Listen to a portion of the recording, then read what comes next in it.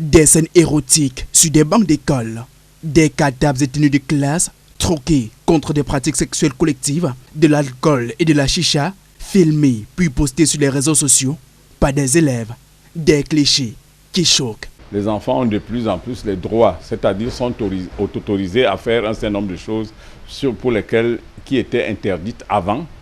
L'ensemble de ces éléments vont donc se mettre ensemble pour dégoupiller cette tendance vers ce que vous appelez une crise de mœurs au niveau des écoles. De Foumban à Bertoua en passant par Douala, les images que renvoient les écoles ces derniers jours interrogent sur l'avenir de la jeunesse camerounaise qui s'éloigne un peu plus chaque jour des valeurs comportementales. L'école vit dans une société. Les barrières ne sont plus aussi étanches qu'avant entre la famille, l'école et les divers autres cercles de la société. Ce qui fait que l'école reçoit sa part de déviance. Si les enfants sont en fait de repères, il faut donc aller retrouver ces repères là où ils sont. Les repères, c'est d'abord à l'école, c'est-à-dire qu'il faut que le relais familial qui se fait à l'école le soit de la manière la plus rigoureuse possible. Cela suppose qu'avant, les parents ont été éduqués, ce qu'on appelle l'éducation à la parentalité. Aujourd'hui, on a tendance à toujours penser que tout le monde peut être parent. Non.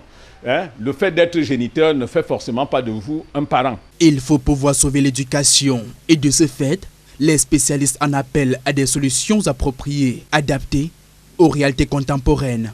En impliquant les parents, les élèves eux-mêmes, tout le personnel qui est dévoué, on arrive à mitiger les effets.